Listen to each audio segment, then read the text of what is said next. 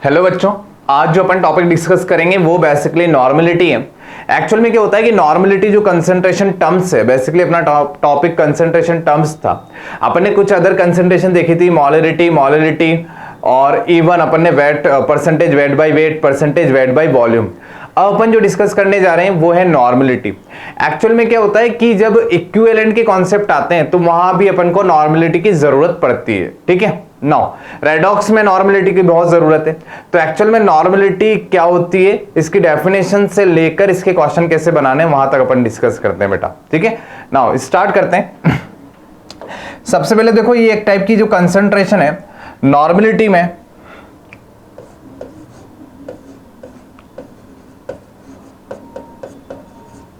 Basic formula बेटा क्या होता है, नॉर्मलिटी का बेसिक फॉर्मूला ये होता है इक्विवेलेंट ऑफ सॉल्यूट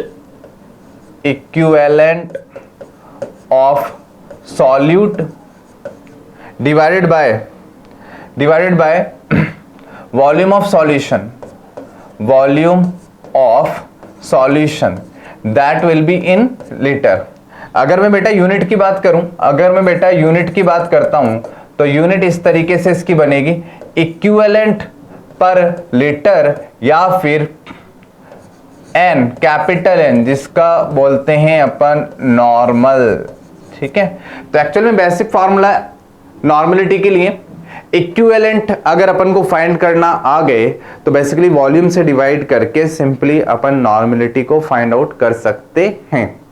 ठीक है, अब देखो इस फॉर्मूले पर सबसे पहले अपन को बेटा ये जानना है कि इक्विवेलेंट ऑफ सॉल्यूट है क्या। एक्चुअल में सबसे पहले अपन को ये जानना है कि इक्विवेलेंट ऑफ सॉल्यूट या इक्विवेलेंट्स निकालते कैसे हैं। मॉल को अपन बेसिकली जानते हैं, मॉल की हेल्प से ही अपन को इसको फाइंड आउट करना होता है। देखो कैसे, सबसे पहले अपन को इक्विवेलेंट्स निकालने के लिए ये फॉर्मेट आना चाहिए, नंबर ऑफ इक्विवेलेंट्स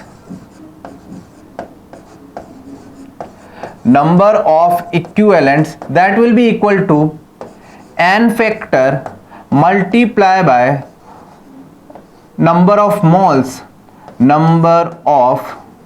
moles। इस फॉर्मूले से बेसिकली अपन निकालेंगे number of equivalents.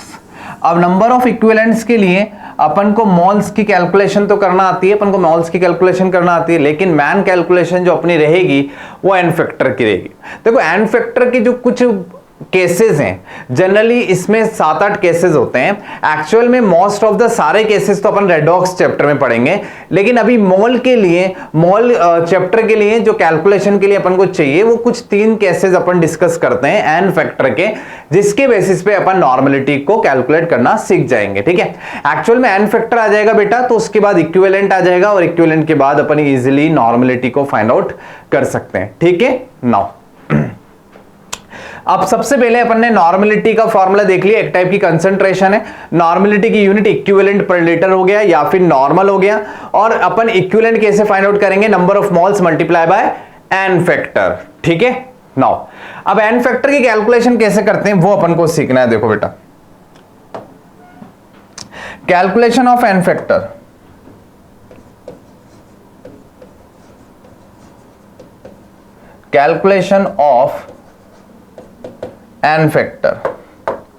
N factor की कैलकुलेशन के लिए कुछ केसेस हैं, उनको डिस्कस करते हैं 1 by 1। ठीक है, सबसे पहला केस एसिड के लिए, एन फैक्टर फॉर एसिड। ठीक है, देखो case number 1, N factor for acid. देखो बेटा, एसिड के लिए एन फैक्टर क्या होता है, एसिड के लिए एन फैक्टर होता है, N factor equal to number of H plus ions given by acid. Actual में एसिड जितने H प्लस डोनेट करेगा या जितने H प्लस देगा वही बेसिकली एसिड के लिए एन फैक्टर लिखा जाता है। तो ये एन फैक्टर की कैलकुलेशन एसिड के लिए अपने पास हो गई। ठीक है, ये एन फैक्टर की कैलकुलेशन फॉर एसिड। एग्जाम्पल के तौर पे देखो यहां पर ध्यान से, मानो अपन को ये H2SO4 है, H2SO4, इसका एन फैक्टर देखना है बेटा, तो पहले इसको डिसोसिएट करेंगे, डिसोसिएट करेंगे तो 2H प्लस आ जाएगा और SO4 -2 आ जाएगा, ठीक है। तो एक्चुअल में इसने कितने H प्लस डोनेट किए, इसने H प्लस डोनेट किए 2H प्लस। तो एसिड जो है जो कि 2H प्लस डोनेट कर रहा है तो एन फैक्टर वही होता है जितने वो H प्लस डोनेट करता है, ठीक है। तो मैं इसका मेंशन कर दूंगा N factor that will be 2, correct क्या, ठीक है। अगर मानो कई बार बेटा इसमें रिएक्शन में आपको H2SO4 के बारे में इस तरीके से रिएक्शन दे रखी है, H2SO4 के बारे में ये आपको रिएक्शन दी, H2SO4 गिव्स 2H प्लस की जगह, 2H प्लस की जगह ओनली H प्लस दिया, ओनली H प्लस दिया और HSO4 माइनस दे दिया। मतलब एक्चुअल में ये 2H प्लस डोनेट कर सकता है, ठीक है, और हमेशा अपन को इसका एन फैक्टर 2 ही लिखना है। लेकिन जब रिएक्शन गिवन हो, और इवन मेंशन करे कि ओनली एक ही H प्लस डोनेट हो रहा है, तो उस केस में अपन डेफिनेशन के अकॉर्डिंग इसका एन फैक्टर कितना लिख देंगे, अपन लिख देंगे 1, ठीक है बेटा। तो एक्चुअल में एसिड जितने H प्लस डोनेट करेगा वो उसका एन फैक्टर होगा। अगर H2SO4 के बारे में रिएक्शन नहीं दे रखी है तो अपन को एन फैक्टर 2 लिख देना है, और अगर रिएक्शन दे रखी नहीं है तो रिएक्शन में सबसे पहले फोकस करेंगे कि कितने H प्लस डोनेट कर रहा है, जितने H प्लस डोनेट करेगा उतना ही एन फैक्टर होता है, सिंपल, ठीक है। तो बेसिकली एसिड में और भी अपन क्वेश्चन करते हैं, पहले सारे केसेस देख लेते हैं, फिर मिक्सअप के क्वेश्चन देख लेते हैं, ठीक है। फिर एन फैक्टर निकालना आ गया तो इक्विवेलेंट्स निकाल लेंगे, इक्विवेलेंट्स को लेके नॉर्मलिटी के कैसे कैसे क्वेश्चन आते हैं वो सारे अपन डिस्कस करते हैं, ठीक है। नाउ तो आप इसको नोट करो पहले। दूसरा केस देखो,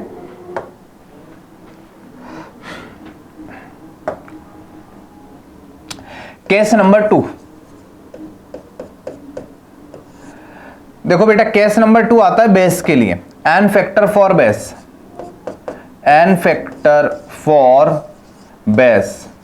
एक्चुअल में बेस का जो एन फैक्टर होता है वो कैसे कैलकुलेट करते हैं, उसके लिए अपने पास ये फॉर्मूला होता है, N factor equal to number of OH minus ions, number of OH minus ion given by base. Actual में ये फॉर्मूला हो गया अपना बेस के लिए एन फैक्टर का, ठीक है। अगर वहां पर H प्लस से देखते थे, यहां पर OH माइनस से देखेंगे, जितने OH माइनस डोनेट करेगा बेस वही उसका एन फैक्टर हो जाएगा, ठीक है। नाउ इसके बेसिस पर अगर मैं लिखूं यहां पर देखो मैग्नीशियम हाइड्रोक्साइड, अगर मैं इसको डिसोसिएट करूं बेटा तो ये बनाएगा Mg प्लस का 2 और 2OH माइनस, ठीक है। तो जितने OH माइनस डोनेट कर रहा है उसके बेसिस पर इसका एन फैक्टर अपन लिख देंगे 2, ठीक है, करेक्ट। अगर मानो कभी ऐसा देता है, रिएक्शन अपन को देता है और रिएक्शन में इस तरीके से मेंशन किया है बेटा, तो फिर अपन को रिएक्शन पर फोकस करना है। अगर मान इस तरीके से लिखा है मैग्नीशियम हाइड्रोक्साइड और इसको डिसोसिएट करके इस तरीके से लिखा है MgOH प्लस का OH माइनस, ओनली एक ही OH माइनस उसने डिसोसिएट किया, एक ही OH माइनस बाहर किया है, तो बेसिकली मैं इसका फिर एन फैक्टर कितना लिख के आऊंगा, ओनली 1। समझ गए क्या? एक्चुअल में बेस के लिए भी वही कहानी है जो एसिड के लिए थी, जितने H प्लस डोनेट करता है उतना एन फैक्टर, जितना OH माइनस डोनेट करता है बेस उतना एन फैक्टर। लेकिन रिएक्शन पे भी फोकस करना है, सिर्फ फॉर्मूले से नहीं देखना है MgOH का उल्ट वाइज, उधर RHS में ये देखना है कि प्रोडक्ट में क्या कितने OH माइनस आए। एक्चुअल में 2 OH माइनस आए तो एन फैक्टर 2 लिख देना है। अगर मैग्नीशियम हाइड्रोक्साइड का क्वेश्चन में कुछ भी गिवन नहीं है तो हमेशा एन फैक्टर 2 लिखेंगे, लेकिन रिएक्शन गिवन है तो रिएक्शन में चेक करेंगे number of OH minus ions, ठीक है। चलो आगे देखो बेटा, इसको नोट कर लो। ये सेकंड केस हो गया N factor for base, base के लिए अपन को आ गया, एसिड के लिए अपन को आ गया। अब अपन एक सॉल्ट के लिए और सीख लेते हैं। इस बेसिस पर अपन मॉल कॉन्सेप्ट के अंदर जितने भी क्वेश्चन होंगे ना नॉर्मलिटी के, वो सब कर लेंगे एन फैक्टर के। अगर कोई ऐसा क्वेश्चन आता है ना रेडॉक्स का, तो वो एक्चुअल में एन फैक्टर अपन रेडॉक्स में ही पढ़ेंगे, ठीक है। चलो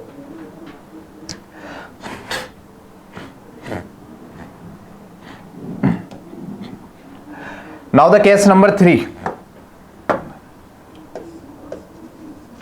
केस नंबर 3, एक्चुअली बेटा केस नंबर 3 देख क्या है,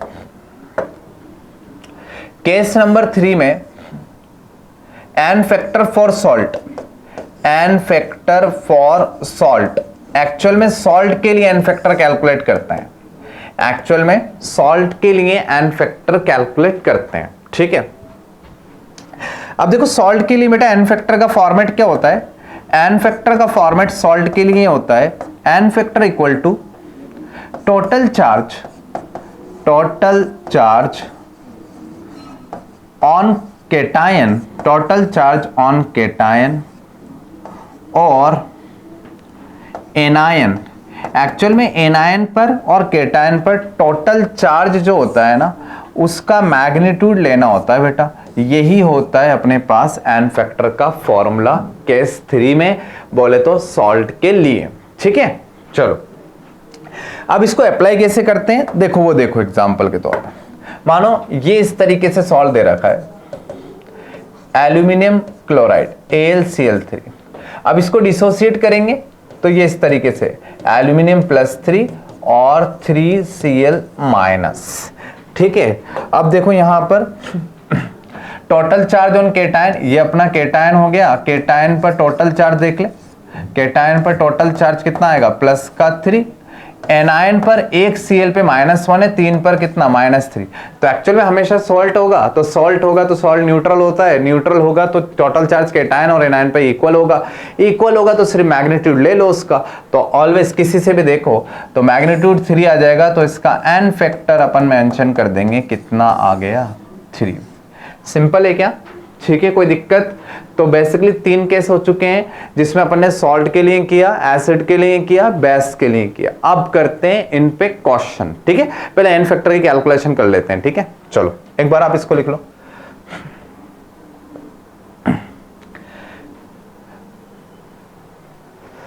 नाउ देखो बेटा, अब आगे अपन कुछ क्वेश्चन लिखेंगे और उनके बारे में डिस्कस करेंगे। देखो मानो ये अपन को क्वेश्चन दे रखे, कैलकुलेट एन फैक्टर निकालना। फर्स्ट अपन को लिख के दिया है H3PO4, सेकंड अपन को बोला है सोडियम क्लोराइड सॉल्ट, ठीक है, अपन को दे रखा है HNO3, ठीक है, अपन को दिया है एल्यूमिनियम हाइड्रोक्साइड, ठीक है, अपन को क्वेश्चन में दे रखा है इस तरीके से कॉम्प्लेक्स सॉल्ट दे दिया बेटा K4FeCN6, ठीक है, और अपन को ये दे रखा है Na3N सोडियम नाइट्राइड, अपन को दिया है सोडियम एजाइड NaN3। तो ये कुछ क्वेश्चन है जिन पर अपन एन फैक्टर के लिए कुछ प्रैक्टिस कर लेते हैं, देखो 1 by 1, ठीक है, इसको नोट कर लो पहले आप, फिर अपन 1 by 1 इसको डिस्कस कर लेते हैं, ठीक है। देखो सबसे पहले स्टार्ट करते हैं H3PO4 से। H3PO4 को बोलते हैं अपन फॉस्फोरिक एसिड, ठीक है। तो H3PO4 में अगर मैं इसको डिसोसिएट करता हूं ना बेटा, तो इस तरीके से डिसोसिएट होता है 3H+ और PO4 -3, ठीक है, 3H+ और PO4 -3, तो नंबर ऑफ H+ कितने डोनेट किए इसने बेटा 3, तो मैं इसका एन फैक्टर मेंशन कर दूंगा, एन फैक्टर आ जाएगा 3, ठीक है क्या, एन फैक्टर कितना कैलकुलेट कर दिया 3। नाउ इसमें देखो बेटा ये सॉल्ट है और मैं इसको डिसोसिएट करूंगा तो ये बनेगा Na+ और Cl-। अब ये ना तो H+ और OH- डोनेट कर नहीं सकता था, तो उस बेसिस पे ये सॉल्ट हो गया। सॉल्ट में चार्ज देखते हैं, और चार्ज देखेंगे तो केटायन पे देख +1, एनायन पे भी +1, तो बेसिकली इसका एन फैक्टर 1, ठीक है। HNO3 नाइट्रिक एसिड है, ऐसे डोनेट करेगा H+ NO3-। Number of H+ कितने डोनेट किए बेटा 1, तो इसका एन फैक्टर मेंशन कर दे, एन फैक्टर कितना आ जाएगा 1 आ जाएगा। कोई दिक्कत बेटा, ठीक है, सिंपल है, ठीक है। चलो आगे देखो क्वेश्चन, ये देखो क्वेश्चन, एल्यूमिनियम हाइड्रोक्साइड है बेटा, ये ऐसे ब्रेक होगा, एल्यूमिनियम पर +3 और 3 OH माइनस, कितने OH माइनस डोनेट किए? 3। तो बेसिकली इसका एन फैक्टर कितना जाएगा? एन फैक्टर जाएगा 3। ठीक है। क्वेश्चन नंबर 5 देखो बेटा, इस तरीके के जो सॉल्ट होता है ना, ऐसे बॉक्स में लिखा होता है, ऐसे डब्बे में लिखा होता है, एक्चुअल में इनको बोलते हैं कॉम्प्लेक्स सॉल्ट। ठीक है। कॉम्प्लेक्स सॉल्ट के लिए 12th में चैप्टर होता है कोऑर्डिनेशन कंपाउंड। तो एक्चुअल में अपन को यहां पर सिर्फ इसको आयनाइज करना आना चाहिए कि कैसे ब्रेक करते हैं। तो देखिए ये जो कॉफिशिएंट की ये सबस्क्रिप्ट में जो लिखा हुआ है ना नंबर, ये एक्चुअल में उधर बॉक्स के ऊपर पावर में ले जाते हैं और बॉक्स के बाहर जो नीचे ये नंबर 1 मानते हैं, ये इधर इधर इसकी पावर में आ जाता है। तो एक्चुअल में इसको डिसोसिएट करने पर ये इस तरीके से डिसोसिएट होता है, के पर तो प्लस आ जाएगा और ये उधर डब्बे पर जो है ना पूरे पे वो -4 आ जाएगा। पोटेशियम कितने थे बेटा? 4, तो मैंने ऐसे 4 करके बैलेंस कर दिया। समझ में आया कैसे डिसोसिएट किया? डब्बे के इधर देख, बॉक्स के इधर 1 है, 1 को पोटेशियम पे चार्ज बना दे प्लस। ठीक है, क्योंकि केटायन पहले लिखते हैं सॉल्ट में, एनायन बाद में आता है, तो यहाँ के पर प्लस, और ये के नीचे जो 4 है ना सबस्क्रिप्ट में, ये डब्बे के ऊपर चार्ज बना दे -4। अब इसमें चेक कर, डब्बे कितने थे? 1 ही था, तो कोफिशिएंट आगे 1 रख। पोटेशियम कितने थे? टोटल 4 थे, तो आगे 4 कर दे। ठीक है। टोटल चार्ज केटायन और एनायन पे बैलेंस करना होता है, बैलेंस है। अब बैलेंस है तो टोटल चार्ज केटायन एनायन पे किसी भी देख ले, जो वैल्यू आएगी वही एन फैक्टर है, तो मैं इसका एन फैक्टर मेंशन कर दूंगा। एन फैक्टर आ जाएगा बेटा कितना? 4। समझ गए क्या? ठीक है। नाउ अब देखिए, ये जो बेटा जो Na3n है ना, ये सोडियम नाइट्राइड है, इसको अपन कैसे डिसोसिएट कर सकते हैं? ये क्रॉस मल्टीप्लाई करके, ये 3 उधर और नाइट्रोजन का 1 इधर, ऐसे मैं डिसोसिएट कर सकता हूँ। डिसोसिएट ऐसे करूंगा ना तो Na पर आ जाएगा बेटा प्लस और नाइट्रोजन पर आ जाएगा -3। ठीक है। सोडियम टोटल 3 थे, तो 3 सोडियम करते हुए सॉल्ट जो होता है उसमें चार्ज बैलेंस रहता है, टोटल -3 + 3 बैलेंसिंग है। ठीक है। तो केटायन पे टोटल चार्ज, उस हिसाब से इसका एन फैक्टर कितना जाना चाहिए? एन फैक्टर जाएगा बेटा इसका 3। समझ गए क्या? ठीक है। कोई डाउट? चलो NN3। अब देख, हर बार नहीं ब्रेक करते ऐसे कि क्रॉस मल्टीप्लाई। ठीक है। अपन को कुछ बेसिक्स फंडामेंटल्स पता होना चाहिए। फंडामेंटल्स ये हैं कि सोडियम पर कितना चार्ज होता है? ऑलवेज +1। तो उस बेसिस पे इसको सोडियम पे प्लस मानते हुए, सॉल्ट है, सॉल्ट पे टोटल चार्ज बैलेंस रहता, तो N3 पूरे पर क्या मान ले? -1। अब टोटल चार्ज -1 या टोटल चार्ज +1, तो that's why N factor will be 1। तो यहां पर एन फैक्टर जो होता है ना बेटा, वो कितना हो जाता है? 1।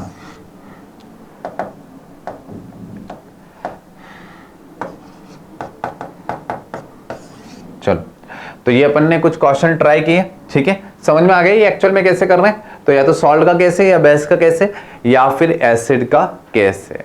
ठीक है। कुछ और अच्छे क्वेश्चन देखते हैं, देख जहां पर इंफॉर्मेशन अपन को पता होना चाहिए। इसको आप लिख लो, एक बार स्क्रीनशॉट ले लो इसका। ठीक है। नाउ अब देखो आगे।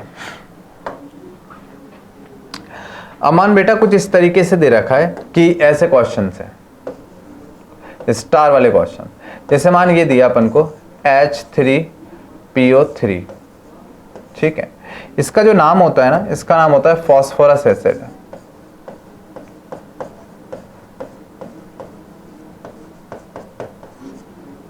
Phosphorous acid.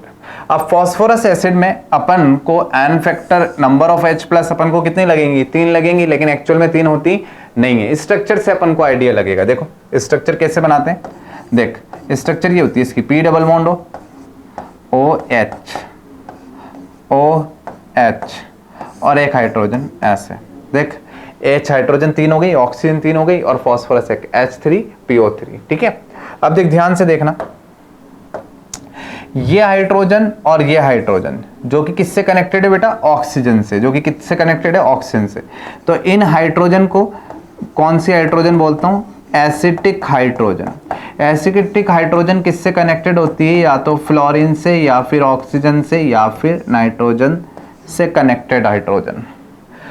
एसिटिक हाइड्रोजन वो होती है जो फ्लोरीन से, ऑक्सीजन से, नाइट्रोजन से कनेक्टेड होती है, एसिटिक हाइड्रोजन।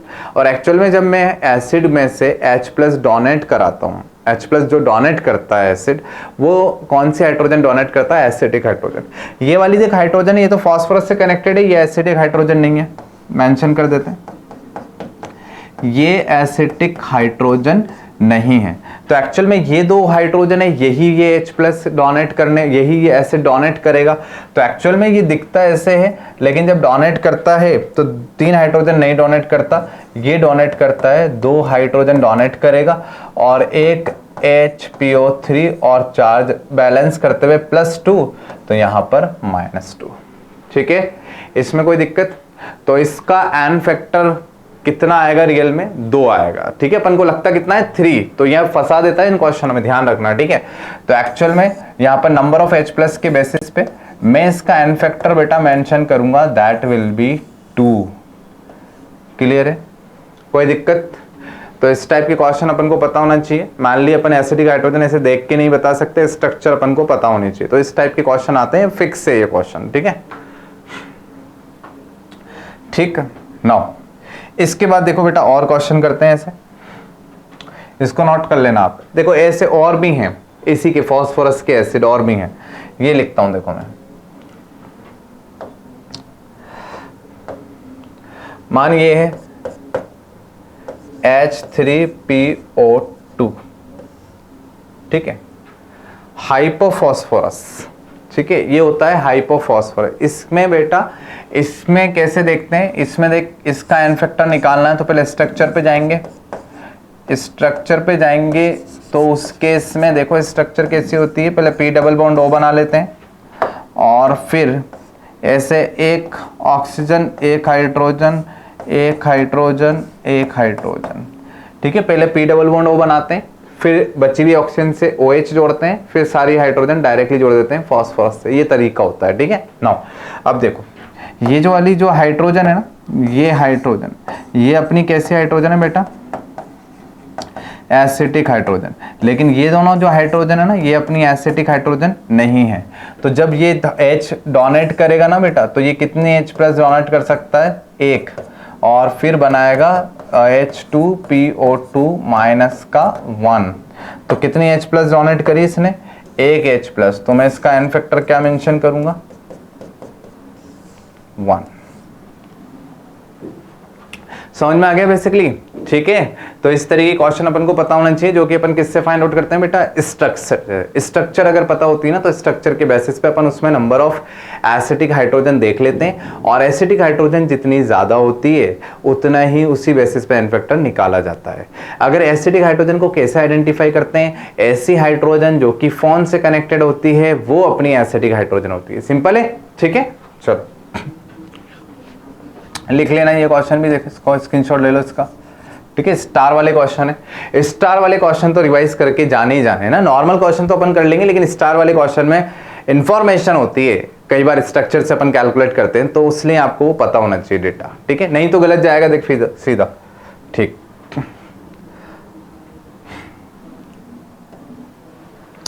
अब बेसिकली अपन ने एन फैक्टर की कैलकुलेशन करी, कुछ एन फैक्टर अपन ने निकाले, कुछ एन फैक्टर स्ट्रक्चर से निकले। ठीक है, अपन को बेसिक आइडिया हो चुका है कि एन फैक्टर ऐसे ऐसे कैलकुलेट होता है। अब अपन को नॉर्मलिटी पे वापस आना है। नॉर्मलिटी में अपन को इक्विवेलेंट चाहिए थे, इक्विवेलेंट के लिए N factor multiply by mole. अब मैं नॉर्मलिटी कैलकुलेट करके दिखाता हूं आपको, एक्चुअल में जो फॉर्मूला अपन ने लिखा था उससे। फिर अपन और अलग टाइप के क्वेश्चन कैसे कैसे बन सकते हैं उन पे बात करेंगे। मानो मिक्सिंग के क्वेश्चन है, उनको कैसे करना है वो सब कुछ। ठीक है, रिएक्शन है किसी टाइप की, उसमें नॉर्मलिटी को कैसे इंट्रोड्यूस करते हैं वो सब कुछ अपन डिस्कस करने वाले हैं। ठीक है, नाउ देखो बेटा, पहला क्वेश्चन एग्जांपल देखते हैं। देख एग्जांपल नंबर 1 में ऐसा दे रखा है, ये देख इस तरीके से बना लेते हैं अपन।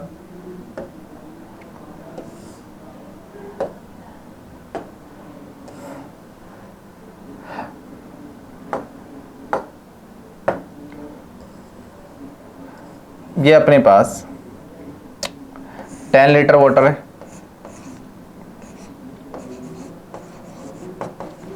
ठीक है, और इसमें मैंने डिसॉल्व करा दिया, इसमें मैंने यहां से डिसॉल्व कराया बेटा बेरियम हाइड्रोक्साइड। ठीक है, इसके मैंने मोल्स कितने लिए बेटा? 5 मोल्स।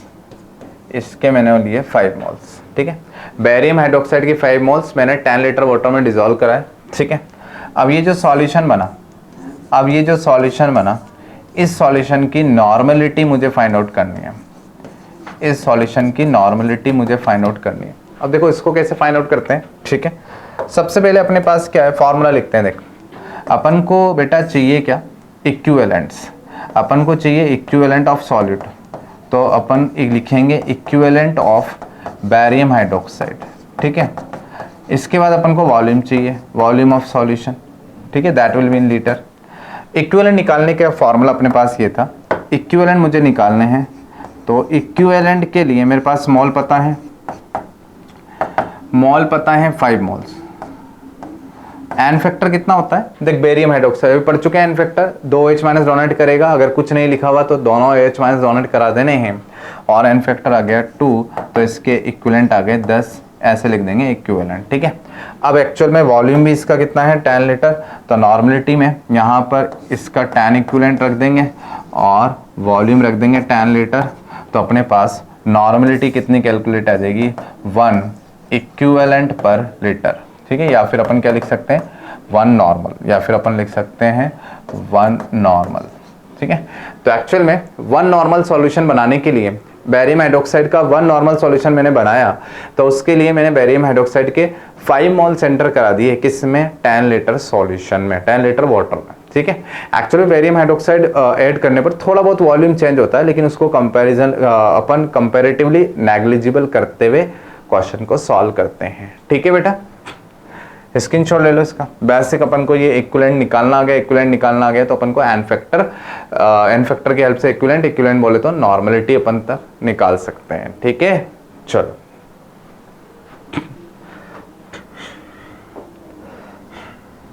अब देखो इसके बाद, अगर मानो बेटा इस तरीके से है, एग्जाम्पल नंबर 2, अपन को इस तरीके से दिया है क्वेश्चन कि अपन को यहां दे रखा है 2 नॉर्मल H2SO4 का एक्वस सॉल्यूशन, ठीक है। वॉल्यूम इसका बेटा दे रखा है कितना, 500 ml, ठीक। अपन को कैलकुलेट करना है वेट ऑफ H2SO4, ठीक है। तो इस क्वेश्चन के लिए देखो करते क्या है, इस क्वेश्चन के लिए करना क्या है, सबसे पहले अपन को ये आइडेंटिफाई करना है कि गिवन है नॉर्मलिटी, गिवन है वॉल्यूम, ठीक है। अब देखिए इक्विवेलेंट निकाल लूंगा मैं, कैसे, नॉर्मलिटी का फॉर्मूला इक्विवेलेंट पर वॉल्यूम, ठीक है। अब यहां से नंबर ऑफ इक्विवेलेंट मेरे ऐसे निकल जाएंगे, number of equivalent, normality into volume, normality कितनी दे रखी है 2, वॉल्यूम मुझे लीटर में रखना है तो 0.5 लीटर रख दूंगा, तो मेरे पास कितना आ जाएंगे 1 इक्विवेलेंट, ठीक है। 1 इक्विवेलेंट आने के बाद मैं मोल्स निकाल लूंगा। मोल्स कैसे निकालते हैं, देख बेटा, मोल्स इज इक्वल टू ऐसे लिख सकता हूं इक्विवेलेंट पर एन फैक्टर, ठीक है, क्योंकि एन फैक्टर इनटू मोल्स के इक्विवेलेंट था, ठीक है। इक्विवेलेंट 1 आ गए, तो इसके मोल्स कितने आ गए 1 बाई H2SO4 का एन फैक्टर, देख 2H प्लस डोनेट करेगा तो एन फैक्टर कितना लिखूंगा बेटा 2, तो 1/2 बोले तो 0.5 मोल, ठीक है। अगर मुझे वेट निकालना है H2SO4 का, तो मोल से वेट निकालने के लिए मोलर मास से मल्टीप्लाई कर देता हूं, कितना होता है 98 ग्राम पर मोल होगा इसका मोलर मास, ठीक है। तो अपना आंसर आ जाता है 49 ग्राम। तो नॉर्मलिटी के ऐसे क्वेश्चन उससे अपन को कुछ भी कैलकुलेशन करा सकता है। तो बेसिकली अगर अपन को एन फैक्टर, इक्विवेलेंट, मोल इन सब में रिलेशन आता है तो फिर अपन बेसिकली उस टाइप के क्वेश्चन बहुत आसानी से कर सकते हैं, ठीक है। समझ में आ गया क्वेश्चन कैसे किया, ठीक है। तो इसको स्क्रीनशॉट लो, फिर देखते हैं और क्वेश्चन, ठीक है। तो बेसिकली अपन ने क्या क्या डिस्कस कर चुके हैं अपन नॉर्मलिटी के बारे में, नॉर्मलिटी की यूनिट, नॉर्मलिटी का formula, what is the equivalent, how to calculate equivalents निकालने के लिए एन फैक्टर की जरूरत पड़ेगी। एन फैक्टर के 3 केसेस पड़े हैं, एसिड के लिए, बेस के लिए, सॉल्ट के लिए, ठीक है। एंड फैक्टर पे कुछ क्वेश्चन किए, ठीक है। फिर अपन ने नॉर्मलिटी की कैलकुलेशन करी, कई बार नॉर्मलिटी देख के अदर कैलकुलेशन करा लेगा, इस टाइप के क्वेश्चन अपन ने डिस्कस किए, ठीक है। फिर देखते हैं अपन आगे, तो यहां तक अपन इसको एक बार अच्छे से रिवाइज कर लेना, ठीक है। फिर अपन मॉल कॉन्सेप्ट में से आगे आगे कुछ टॉपिक इसके मिक्सचर वाले क्वेश्चन भी देखेंगे, ठीक है।